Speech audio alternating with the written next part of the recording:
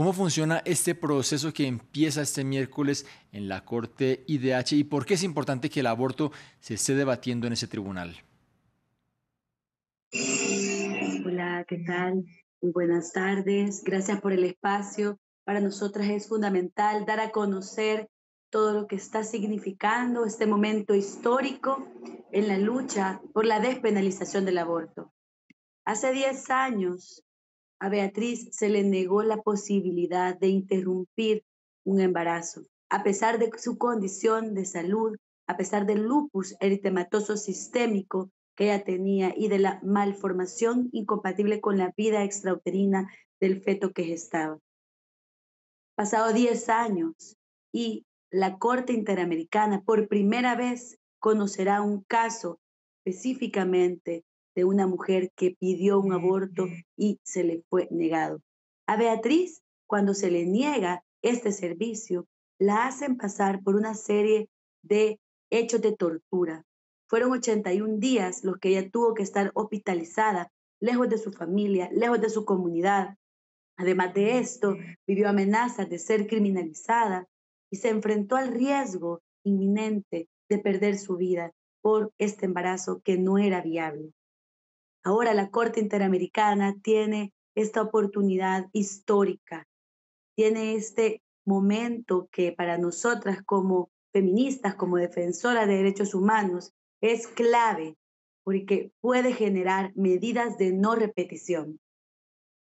La Corte Interamericana de Derechos Humanos, al condenar al Estado salvadoreño, que es lo que nosotras como organizaciones representantes esperamos que suceda, que se condene al Estado salvadoreño por los tratos crueles, inhumanos y degradantes que vivió Beatriz, que genere medidas de no repetición y que una de estas medidas para que esta historia no se repita es que cambien las disposiciones del Código Penal, es decir, que se despenaliza el aborto, que las mujeres en El Salvador podamos tener alternativas y podamos realmente tener el derecho a decidir.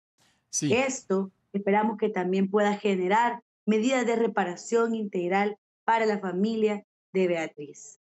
precisamente quería preguntarle acerca de esas sanciones que podrían eventualmente salir de este caso. ¿Cómo El Salvador tendría que verse obligado a cumplir estos fallos por parte de la Corte IDH, esas medidas de no repetición de las cuales usted está hablando? Sí. La Corte Interamericana de Derechos Humanos es el máximo tribunal de las Américas. Cuando las ciudadanas, cuando las personas, cuando las víctimas acuden al sistema interamericano de derechos humanos, es porque se han agotado las medidas, se han agotado las posibilidades para acceder a la justicia en el país. Con Beatriz se agotaron diferentes medidas. Beatriz interpuso un amparo ante la Sala de lo Constitucional, hizo una serie de luchas para lograr que a ella le hicieran este aborto y sin embargo no fue posible. Y es por eso que el caso llega al sistema interamericano, al ser agotadas todas las medidas que se podían hacer en el país. Cuando el caso ingresa al sistema interamericano de derechos humanos, en primera instancia lo conoce la Comisión Interamericana de Derechos Humanos, quien hace recomendaciones al Estado salvadoreño.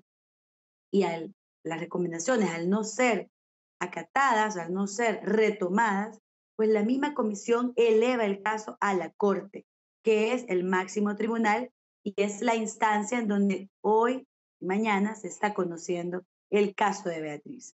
Las sentencias de la Corte Interamericana de Derechos Humanos son de obligatorio cumplimiento. Ya lo hemos visto con otros casos emblemáticos, con otros Sí. casos muy importantes en nuestro país, como el caso del Mozote, en donde una sentencia de la Corte incluso Sí, generó reformas a nivel de la amnistía.